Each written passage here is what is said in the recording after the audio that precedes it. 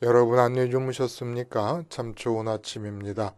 우리 2016년 10월 12일 수요일 말씀으로 드리는 오늘의 번제 함께합니다. 열왕기하 12장 4절에서 마지막 21절까지 말씀으로 같이 하겠습니다. 우리는 4절부터 8절까지만 같이 읽겠습니다. 시작.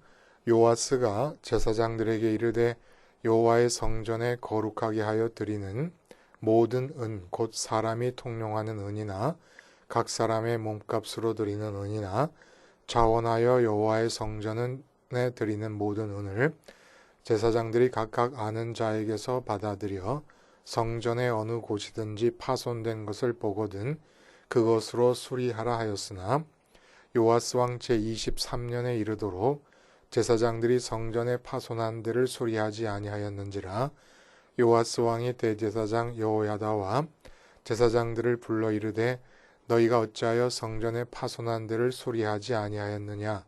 이제부터는 너희가 아는 사람에게서 은을 받지 말고 그들이 성전에 파손한 데를 위하여 드리게 하라. 제사장들이 다시는 백성에게 은을 받지도 아니하고 성전 파손한 것을 수리하지도 아니하기로 동의하니라. 오늘 그 뒤에는 이제 그렇게 새롭게 정해진 정책을 따라서 성전 수리가 이루어지는 내용이 나오고 그 다음에는 아람 왕 하사엘이 침공했을 때 요아스가 하나님의 전의 성물까지 다 끄집어내서 자기가 왕궁에 두었던 것과 합해가지고 공물을 바치게 되므로 하사엘이 떠났다는 얘기, 그리고 요아스가 신복들에 의해서 암살을 당해가지고 비참하게 죽고 그 아들 아마샤가 왕위에 오르게 됐다는 얘기까지 나오게 됩니다. 오늘 이 성경 본문을 통해서 모두에게 공평한 인생의 기본 세팅이라는 제목으로 하나님 말씀 증거합니다. 모두에게 공평한 인생의 기본 세팅. 인류 역사를 통해서 또 지금 현재도 지구상 곳곳에서 참 어려운 문제로 부각되고 있는 것이 바로 공평의 문제예요. 공의와 평등의 문제, 또 다른 말로는 정의의 문제라고도 할 수가 있겠습니다. 민주주의로도 해결이 안 되고 있고 공산주의는 이미 실패한 것으로 낙인이 찍혀버렸습니다. 그래서 이제는 민주주의와 사회주의를 합칩니다. 자본주의의 폐해를 극복하기 위해서 사회주의를 선진국가, 특히 유럽 같은 경우는 곳곳에서 도입하고 있습니다. 부자들의 세금이 수익의 무려 45%까지 올라가는 그런 나라들이 많아요. 프랑스라든지 북유럽이라든지 그렇게 해도 여전히 인종차별 문제, 지연과 학연과 파벌주의, 그리고 우리나라 같은 경우도 공공연하게 집권 여당에서는 친박계와 비친박계로 나누고 또 야당에서도 문재인 대표를 중심으로 친문계 의원들이 또 나누어져 있습니다. 경제분배의 편중 현상은 점점 심화되고 있어요. 97년에 오직 국가 전체의 소득의 11%만을 상위 10%가 가지게 되었었는데 지금은 상위 10%가 국가 전체 국민 소득의 47%를 가져가고 있습니다. 대한민국 땅에서. 이런 상황에서 공평의 문제를 한마디로 말하려는 시도 자체가 어불성설 같아요. 그러나 성경은 말씀하십니다. 공평한 인생의 기본 세팅에 대해서 그것도 한마디로 그것이 바로 원죄라는 겁니다. 한 사람의 삶이 시작될 때 주어져 있는 기본 세팅을 우리는 흔히 뭐 금수저라든지 흙수저라든지 이런 수저론으로 이야기하기도 하고, 또 아니면 출생한 나라에 따라서 인생을 출발하는 기본 세팅이 완전히 달라요. 언젠가도 말씀드렸듯이 독일이라든지 북유럽의 그런 선진 복지국가에서 태어났을 경우에 아이를 낳아서 기르는 것이 부담이 될 게 하나도 없는 거예요. 국가에서 다 길러주는 겁니다. 아이들을. 근데 우리나라 같은 경우 아이를 낳기를 두려워하는 이유가 뭐예요? 너무너무 힘든 거예요. 아이 키우기가. 아이를 키워서 대학교까지 들여보내서 직장 갖게 하고 장가 보내고 시집 보내고 이게 보통 일이 아닌 겁니다. 그러니까 인생을 출발하는 기본 세팅이 다르다고 말할 수 있지 않습니까? 근데 성경이 이런 모든 정말 두드러진 사회적, 문화적 어떤 경제 형편상의 차이에도 불구하고 공평하게 모든 인간에게 원죄라고 하는 기본 세팅이 주어졌다라고 하는 의미는 무엇을 뜻하는 거겠습니까? 이 원죄의 무게가 너무너무 무겁기 때문에, 원죄의 영향력이 너무너무 크기 때문에 우리가 체감하기에는 금수저 출생과 흙수저 태생은 엄청난 차이가 있지 않습니까? 근데 이 차이가 차이로 보이질 않는다는 거예요. 원죄의 무게가 너무 무겁기 때문에, 원죄의 영향력이 너무 크기 때문에. 본문에 나오는 요아스처럼 어렸을 때부터 성전에서 아기 때부터 자라난 아이나 창녀촌에서 태어나서 창녀의 아들로 태어나서 자라난 아이도 그들의 인생의 기본 세팅이 같다는 겁니다.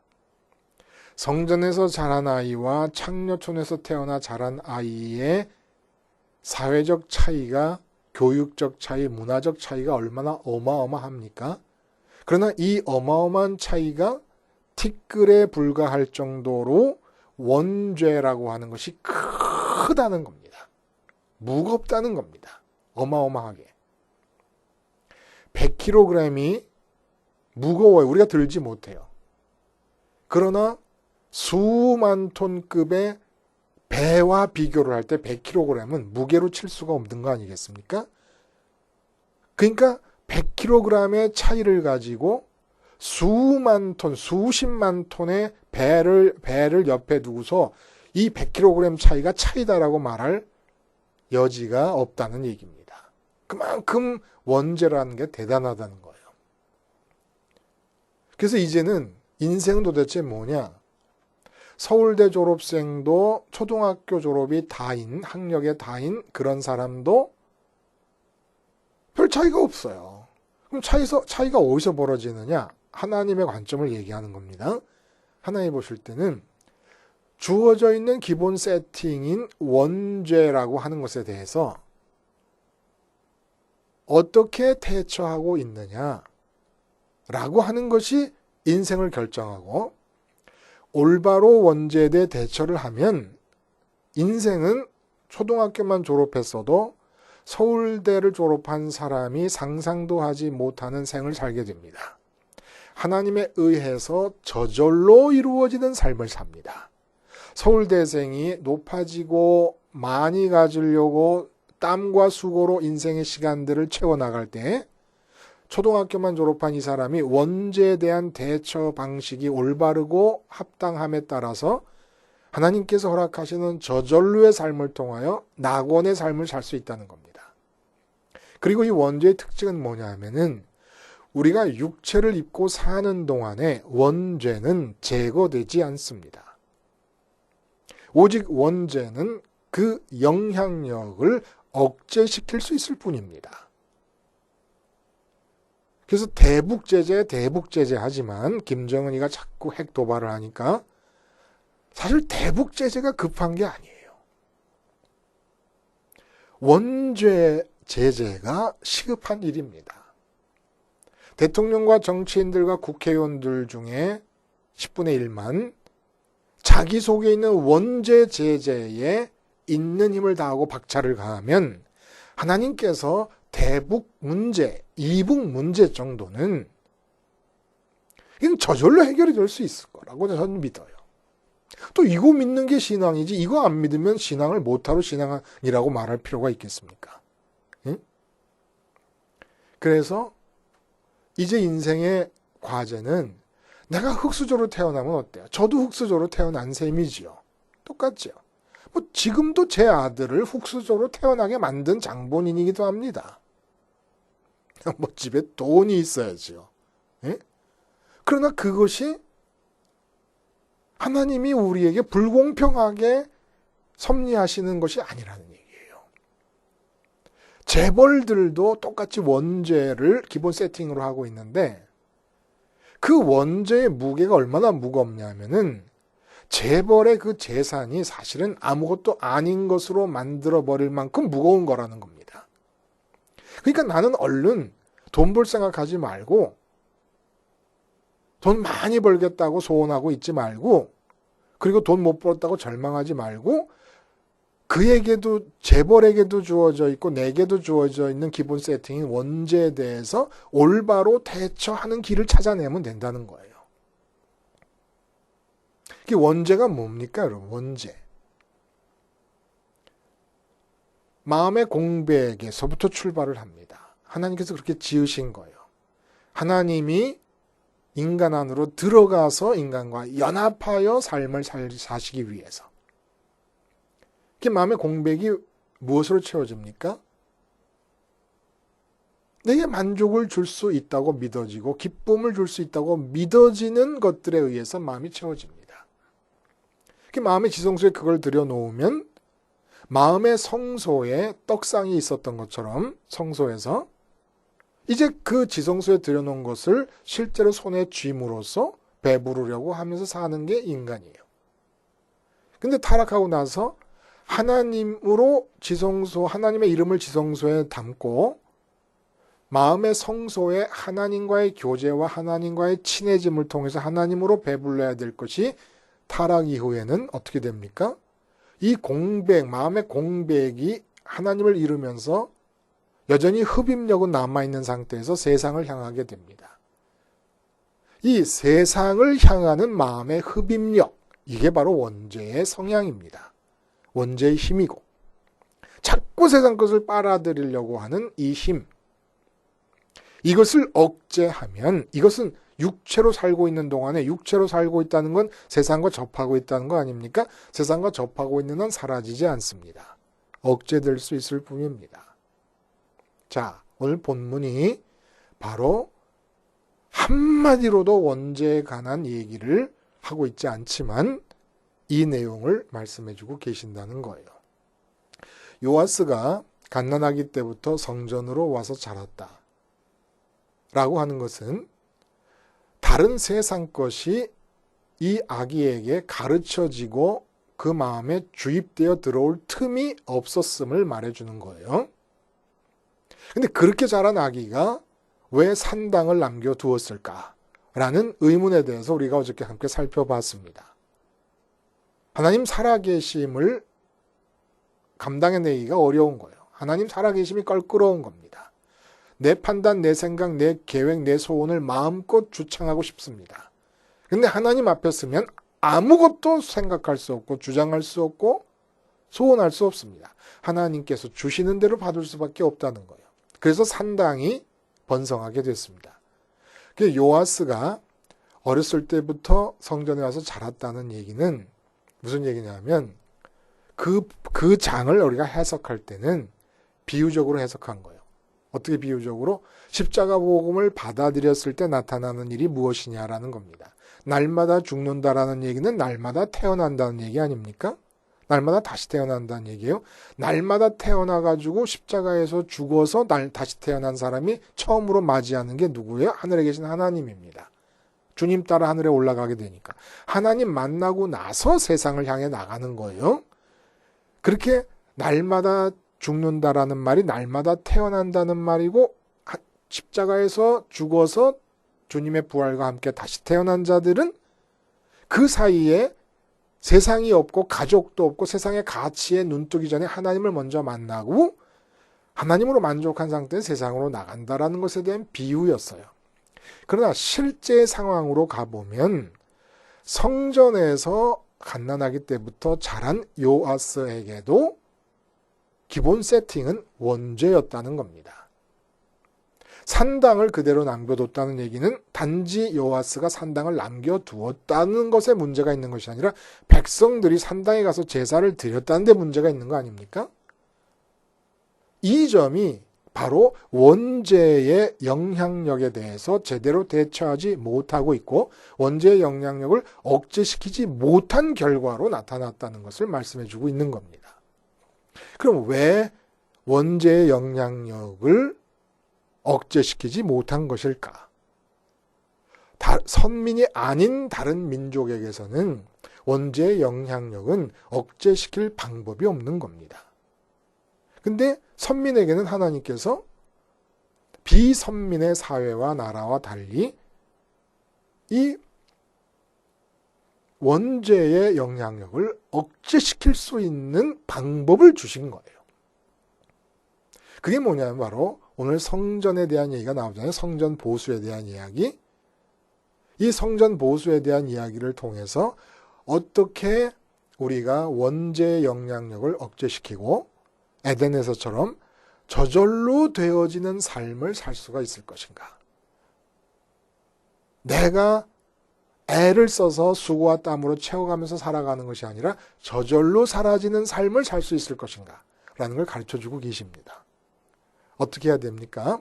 자, 성전에 대한 얘기가 나오는데 언제인지 모르겠는데 7살의 왕에 즉위한 요아스가 성전 수리 보수에 대한 명령을 내립니다. 그래서 성전세가 3가지 종류가 있는데 이 3가지 종류의 성전세를 성전 보수와 수리의 비용으로 지출을 해서 성전을 보수하시오. 그러니까 아마 자기가 잘하던 곳이고 늘 보던 곳이니까 7살에 즉위했어도 아마 어린 시절에 명령을 했던 것 같아요. 그리고 또 여호와다 제사장에 의해서 성전세라는 것 이런 것들이 돌아간다는 걸 다 알지 않았겠습니까? 그래서 본문에 보면은 즉위한 뒤로 23년이 지나도록 성전이 보수되지 아니한 것을 보고 대제사장 여호야다와 제사장들을 불러가지고 어찌된 일이냐 묻고 거기에서 무슨 횡령이라든지 배임이라든지 이런 문제가 나올 법도 한데 왜냐하면 제사장들에게 명했는데 그게 이루어지지 않고 있었으니까 그런 잘잘못을 따지지는 않고 성전세를 받아들이는 방법과 이 통로를 다르게 책정해가지고 그러니까 제사장들에게 아예 거치지 않게 성전을 수리하는 사람들과 그 감독들에게 직접 성전세가 가도록 이 성전세의 이 흐름의 경로를 바꿔버립니다. 정책적으로. 그리고 공포를 하는 거예요. 백성들에게. 성전 수리를 여호와의 성전 수리를 위해서 너희가 내야 될 세를 내라. 그래가지고 성전이 잘 수리가 되었다는 얘기를 합니다.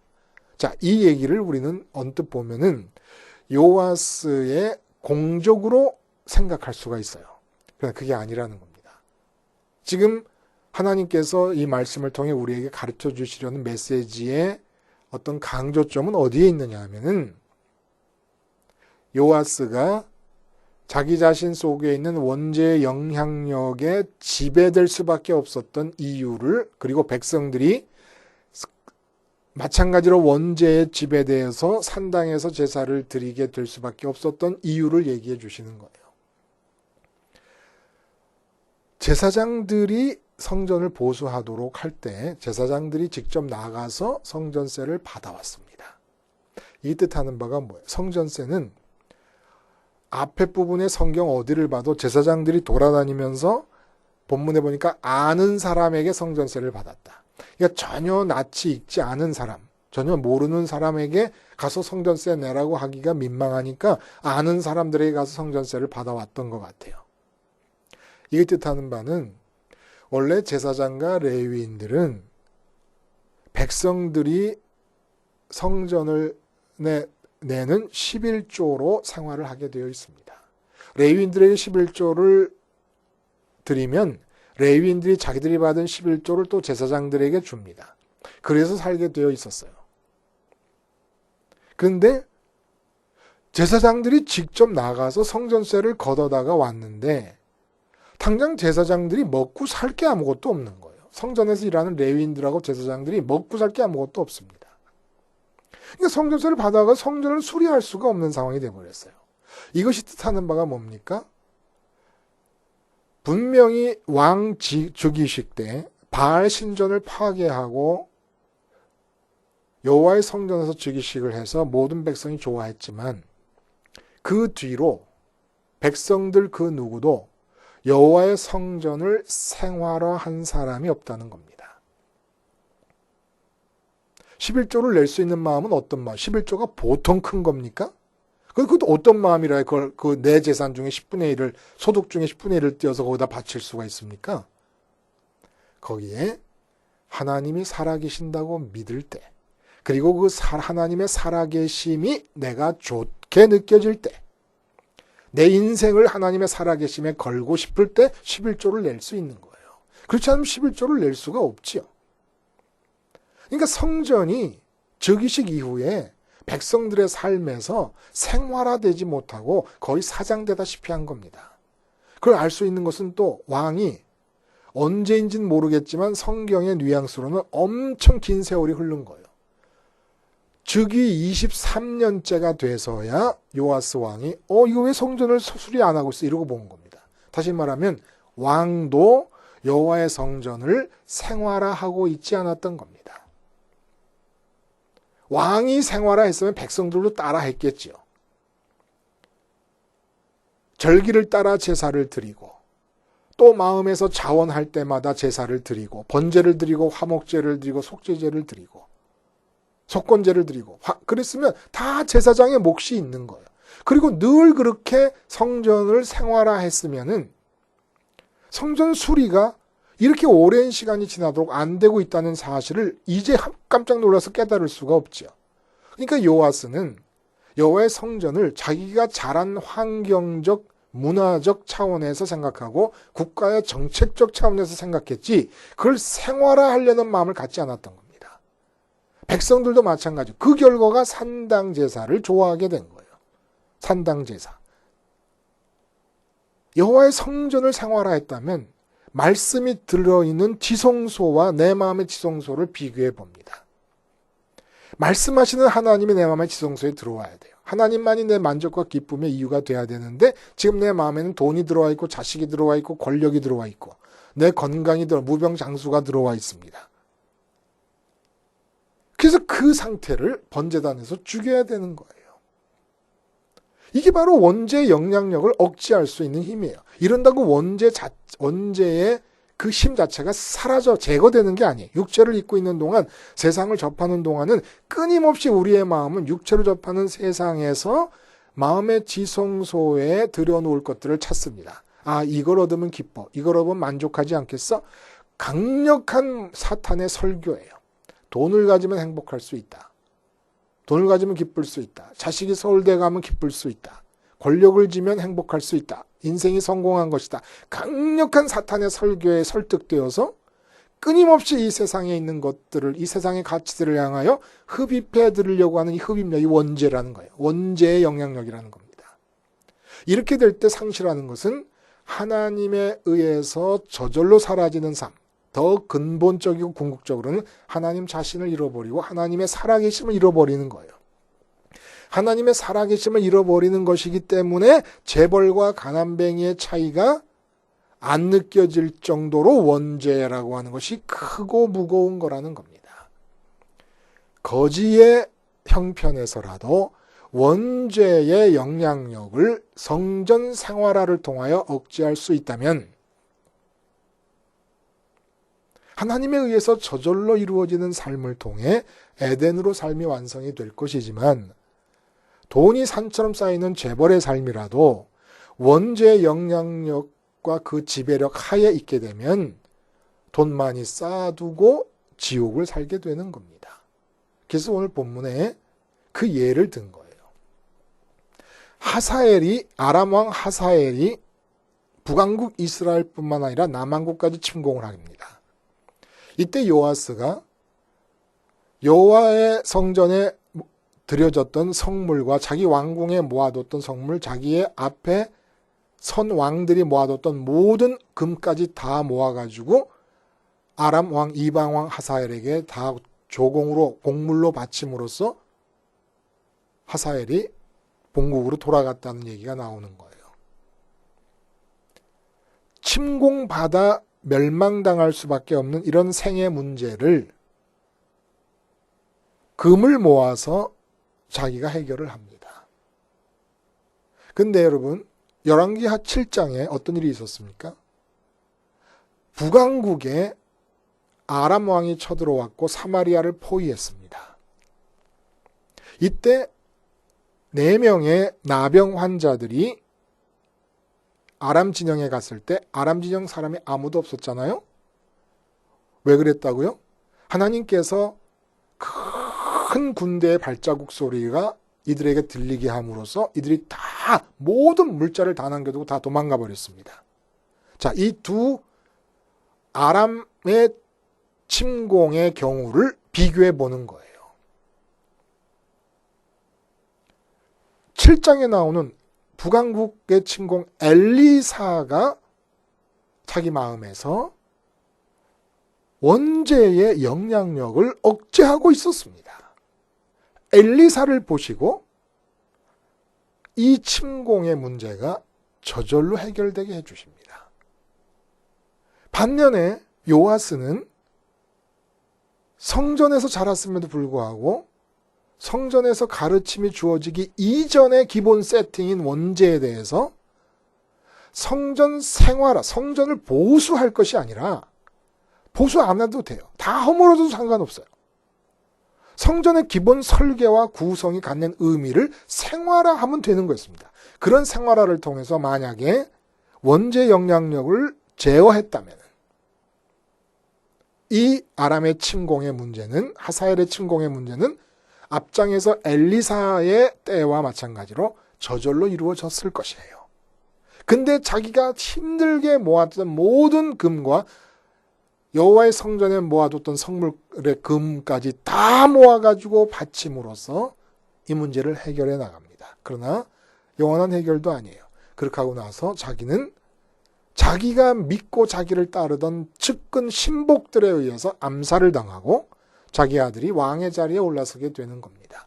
이게 바로 원죄의 힘을 제어하지 못하고 살았던 삶의 결말이라는 거예요. 아무것도 없는 정말 거지 같은 형편 아니겠어요, 엘리사가? 그래도 그가 원죄의 영향력을 억제시켰을 때, 성전의 의미를 그 자기 마음속에 활성화시킬 때, 하나님의 살아계심을 믿고 살아계심에 따라 주어지는 말씀이 아니면 움직이지 않겠다고 결심했을 때 생은 저절로 이루어지는 거예요.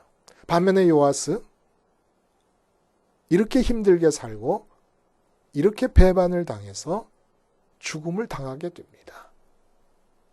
원죄의 영향력을 억제하는 삶과 원죄의 영향력에 지배되는 삶, 이 세상의 것들을 지성소에 담고 그것들로 마음의 배를 불리기 위해서 사는 삶의 결말을, 이 바로 원죄에 지배된 삶 아닙니까?